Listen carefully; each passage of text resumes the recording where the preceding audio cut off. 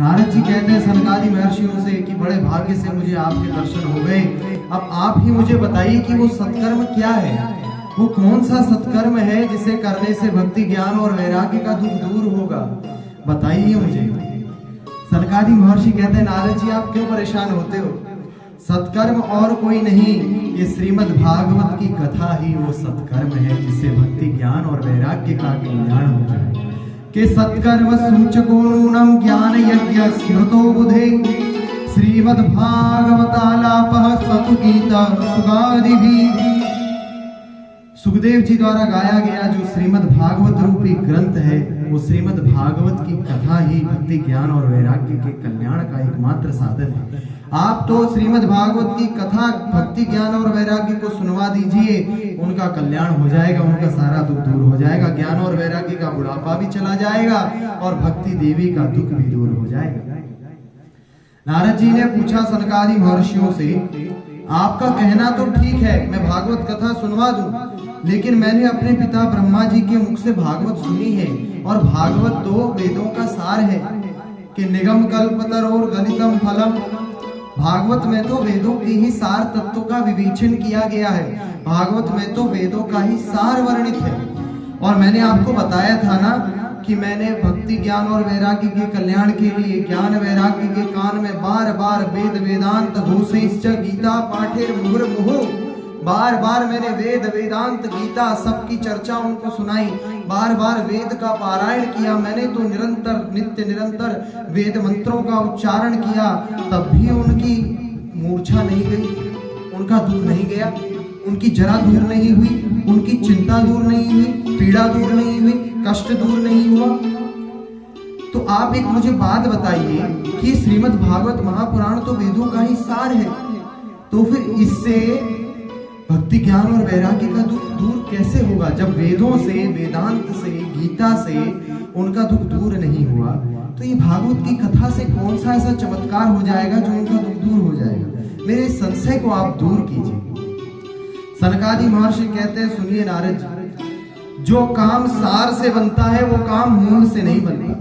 सार में जो बात होती है वो बात मूल में नहीं होती। सभी मैया लोग ध्यान देना, आपका लाला आपसे कहे मैया आम खिला दो, क्या कहे? मैया आम खिला दो, तो आप उसे क्या खिलाते हो? आम का फल खिलाते हो या आम के पत्ते परोस देते हो? आम का फल खिलाते हो या आम की लकड़ी खिला देते हो? बच्चे ने कहा है आम खिला दो, क्या खिलाओगे मैया बताओ? स्वाभाविक सी बात है आम का फल ही खिलाओगे, लकड़ी तो नहीं खिलाओगे। अब कोई खिलाता हो तो अलग बात है, लेकिन स्वाभाविक बात है आम का फल, आम यदि कोई मांगे आम तो उसे आम का फल खिलाया जाता है, क्योंकि वो उस आम के रस की अनुभूति करना चाहता है, आम के उस रस का आनंद लेना चाहता है जो केवल फल में है। वो रस, वो अनुभूति, वो आनंद, वो सुख लकड़ी को चबाने से नहीं मिलेगा, पत्तों को चबाने से नहीं मिलेगा। मिल सकता है क्या भैया बताओ? मिलेगा क्या? नहीं मिलेगा। कहे क्यों नहीं मिलेगा? आम के पेड़ पर ही तो आम का फल लगता है, जो रस जो तत्व आम के पेड़ में है वही तत्व वही रस वो तो उस फल में भी है, तो दोनों तो समान ही है। आम के उस वृक्ष के रस से ही तो वो फल बना है, तो आम के पेड़ को, आम की जड़ को, आम के पत्ते को खाने से वो रस की अनुभूति क्यों नहीं होती? वो रस की अनुभूति इसलिए नहीं होती क्योंकि आम का जो फल होता है वो आम के वृक्ष का सार होता है। फल वो सार तत्व है और जो बात सार में होती है वो बात मूल में नहीं होती। फल को खाने में जो आनंद आता है वो आम के पत्तों को चबाने से आनंद नहीं आता। और दूसरी बात, जब दाल में छौंका लगाया जाता है, क्यों भैया?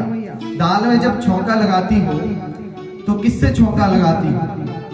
घी का छौंका लगाती हो?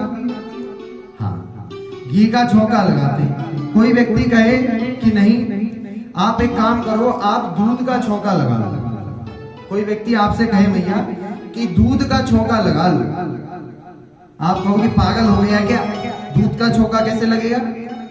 दूध से कभी छौंका लगता है भला? वो बोलेगा क्यों नहीं लगेगा भैया, दूध से छौंका आखिर क्यों नहीं लगेगा?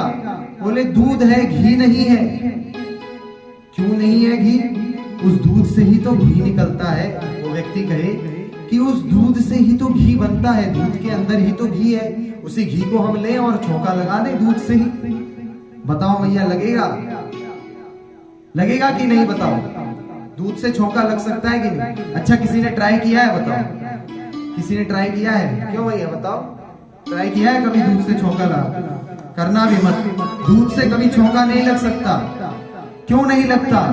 बोले दूध के अंदर घी तो है, लेकिन वो दूध, उससे घी को अलग करने के लिए उस प्रक्रिया का पालन करना पड़ता है। दूध के अंदर घी है, लेकिन उसको जब तक आप अलग नहीं करोगे तब तक वो घी आपके काम में नहीं आएगा। ऐसे ही वेदों में भागवत का तत्व है, लेकिन जब तक वेदों से महर्षि वेदव्यास जी ने उस भागवत को निचोड़ करके अलग नहीं किया, तब तक वो भागवत, उससे कल्याण नहीं हो पाया। वो भागवत वेदों के अंदर ही है, वेदों से ही भागवत निकली है, लेकिन वेदों में वो बात नहीं जो बात भागवत में है। इसलिए सनकादि महर्षि कहते हैं कि आप भागवत की कथा सुनाओ, भागवत से तो उनका दुख दूर हो ही जाएगा। पूज्य प्रेम नारायणाचार्य जी महाराज की ऐसे ही दिव्य प्रवचनों का आनंद लेते रहने के लिए चैनल को सब्सक्राइब करें। नई वीडियोस की नोटिफिकेशन से सर्वप्रथम प्राप्त करने के लिए बेल आइकन को दबाएं। डिस्क्रिप्शन में दिए गए लिंक्स के द्वारा पूज्य महाराज श्री को सभी सोशल मीडिया प्लेटफॉर्म्स पर फॉलो करें। पूज्य प्रेम नारायणाचार्य जी महाराज का ये दिव्य संकल्प है कि श्रीमद् भागवत कथा एवं श्रीमद् वाल्मीकि रामायण कथा के माध्यम से शास्त्रों का ज्ञान जन जन तक पहुंचाया जाए। महाराज श्री के इस दिव्य संकल्प में आप भी श्रीमद् भागवत कथा एवं वाल्मीकि रामायण कथा का आयोजन करा करके सहयोग कर सकते हैं। पूज्य महाराज श्री से श्रीमद् भागवत कथा एवं श्रीमद् वाल्मीकि रामायण कथा करवाने हेतु दिए गए नंबरों पर संपर्क करें।